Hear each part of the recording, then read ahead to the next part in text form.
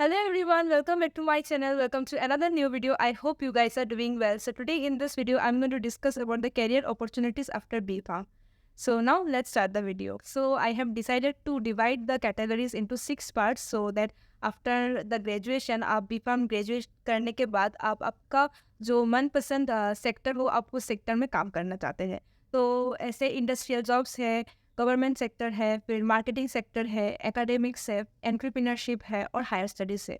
तो मैं इसको डिफरेंट वे में डिस्कस करने वाली हूँ इस वीडियो के माध्यम में. तो आप पूरा जानकारी के लिए पूरा वीडियो देखिए. मैंने सबसे पहले मुझे डिस्कस करना है इंडस्ट्रियल जॉब्स के बारे में. आओ पहले जान लेते हैं इंडस्ट्रियल जॉब्स में आप कौन कौन से सेक्टर में काम कर सकते हो, जैसे कि quality assurance, quality control and production. ये है इंडस्ट्रियल जॉब में आप आफ्टर B.Pharm ज्वाइन कर सकते हो. इसके अलावा भी इंडस्ट्रियल जॉब में R&D, FDA, फिर ADL, ये सब चीज़ में भी आप ज्वाइन कर सकते हो. R&D का फुल फॉर्म है रिसर्च एंड डेवलपमेंट, FDA का फुल फॉर्म है फॉर्मुलेशन एंड ड्रग डेवलपमेंट और ADL का फुल फॉर्म है एनालिटिकल मेथड ऑफ डेवलपमेंट. सो आप ये चीज़ में भी काम कर सकते हैं. उसके लिए आपको एलिजिबिलिटी जो चाहिए वो होता है मास्टर्स. आपको मास्टर्स करना पड़ेगा.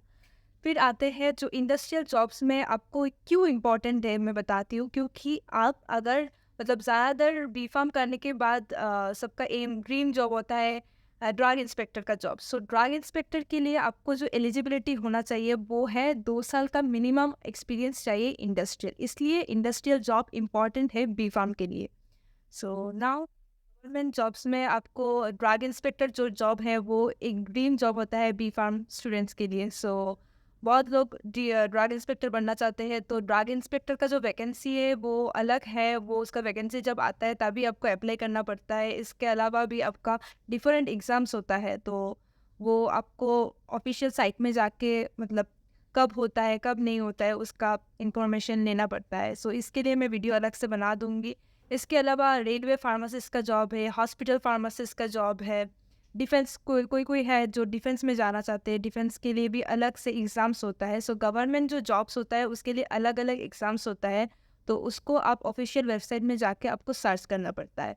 इसके अलावा भी आप एसोसिएट प्रोफेसर या लेक्चरर भी बन सकते हैं government colleges. So now coming to academics. So academics में B.Pharm के बाद क्या क्या अपॉर्चुनिटीज़ है आपके पास. सो अगर आप B.Pharm ग्रेजुएट है और आप ज्वाइन करना चाहते हैं एकेडमिक्स में तो आपको कौन सा जॉब मिल सकता है. तो आपको मान लो या लैब असिस्टेंट का वैकेंसी अगर खुला रहते तो आप उसमें ज्वाइन कर सकते हो और एज अ लेक्चरर भी आप ज्वाइन कर सकते हो. अगर आप एज अ लेक्चरर ज्वाइन करते हो B.Pharm करने के बाद तो आप एलिजिबल होते हो सिर्फ D.Pharm स्टूडेंट्स को पढ़ाने के लिए. अगर आपने मास्टर्स कर लिया है तो आप एलिजिबल होते हो B.Pharm स्टूडेंट्स के लिए. तो अगर आप एज अ B.Pharm के बाद अगर ज्वाइन करना चाहते हो तो आपके पास 2 ही ऑप्शन होता है. अगर आप एज अ लेक्चरर ज्वाइन कर सकते हो और एज अ लैब असिस्टेंट आप काम कर सकते हो एकेडमिक फील्ड में. So that's all about. Now coming to pharmaceutical marketing. So marketing में आप कौन सी सेक्टर में काम कर सकते हो. सो B.Pharm करने के बाद as a medical representative and as a trainee manager आप ज्वाइन कर सकते हो इन डिफरेंट फार्मास्यूटिकल कंपनीज, जैसे कि मान लो सन फार्मा, सिप्ला, ल्यूपिन, मैनकाइंड. ऐसे बहुत सारे फार्मास्यूटिकल कंपनीज है जिसमें आप as a medical representative join कर सकते हो. जहाँ पे आपका काम ये होगा कि आप डॉक्टर को जाके इन्फ्लुएंस करना होता है कि आप जो ड्रग्स है जिस कंपनी में काम करते हो उस ड्रग्स को सेल करना आपका काम होता है ये.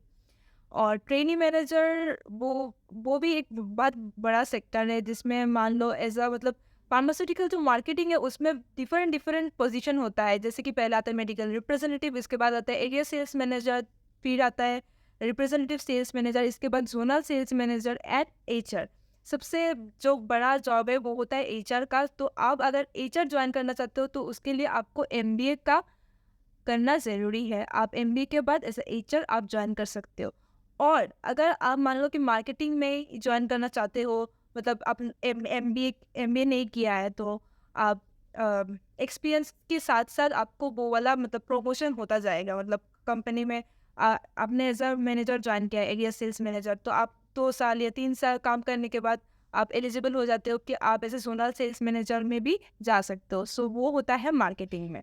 सो that's all about marketing. So now coming to entrepreneurship. Entrepreneurship का मतलब ये होता है कि आप खुद से स्टार्टअप करें कोई भी बिजनेस में, फार्मास्यूटिकल बिजनेस में. जैसे कि मान लो आप B.Pharm करने के बाद आपको एक लाइसेंस मिलता है. जो लाइसेंस होता है एक रजिस्टर्ड फार्मासिस्ट लाइसेंस. वो लाइसेंस दिखा के आप आप खुद का एक रिटेल फार्मेसी शॉप ओपन कर सकते हो। आपको अगर ऐसा लगता है कि फार्मेसी शॉप ओपन करने के बाद आपका प्रॉफिट हो रहा है, तो आप होलसेल मार्केटिंग भी स्टार्ट कर सकते हो। उसके लिए आप और अलग से एक लाइसेंस का ज़रूरत होता है।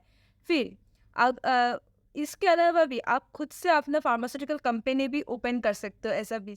सो now let's discuss about the higher studies. So B pharm करने के बाद आप फर्दर क्या क्या हायर स्टडीज कर सकते हैं, कौन सी फील्ड में। तो आप बी फार्म करने के बाद आप एलिजिबल होता है आप M pharm, M tech, M B A and pharm D करने के लिए। तो अगर आप एम फार्म करना चाहते हैं तो उसके लिए अलग से आपको एग्ज़ाम देना पड़ेगा। जो फार्मेसी एग्ज़ाम होता है वो है जीपेट। जीपेट है ग्रेजुएट फार्मेसी एप्टीट्यूड टेस्ट, जो क्वालिफाई करने के बाद आप कोई भी गवर्नमेंट इंस्टीट्यूट या गवर्नमेंट कॉलेजेस में मास्टर्स करने के लिए एलिजिबल होता है।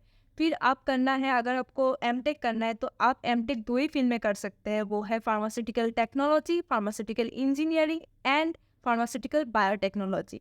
वो सब के लिए आपको अलग से गेट एग्ज़ाम क्वालिफाई करना पड़ेगा। अगर आप गेट एग्ज़ाम क्वालिफाई कर जाते हो तो आप एलिजिबल होते हो कोई भी इंस्टीट्यूट या कोई भी कॉलेजेस में फार्मास्यूटिकल बायोटेक्नोलॉजी या फिर फार्मास्यूटिकल इंजीनियरिंग वो सब करने के लिए। फिर आता है फार्म डी। फार्म डी करने के लिए आपको जीपेट क्वालिफाई करना पड़ेगा, और भी वो जो कॉलेजेस एंट्रेंस एग्ज़ाम कंडक्ट करते हैं उसको आपको क्वालिफाई करके फिर आपको फार्म डी में जाना है। इसके अलावा आपके पास ऑप्शन है एमबीए करने के लिए। तो एमबीए करने के लिए आप एचआर की पोस्ट में भी जा सकते हो। उसके लिए आपको एमबीए का जो एग्ज़ाम्स है होता है, जैसे कि मान लो कैट, जेट, मैट, जीमेट, ये जो एग्ज़ाम्स है उसको अगर आप क्वालिफाई कर जाते हो तो आप एलिजिबल होते हो कोई भी इंस्टीट्यूट या कोई भी प्राइवेट या गवर्नमेंट कॉलेजेस में एडमिशन लेने के लिए।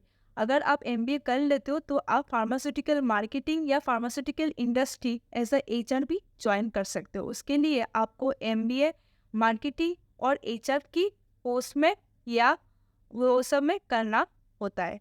सो that's about higher studies about pharmacy. So yeah, that's all for today, and I hope the video was helpful for you. If you find this video helpful and if you want many such videos like this, you can comment me down, and see you guys on my next video. Till then, bye bye.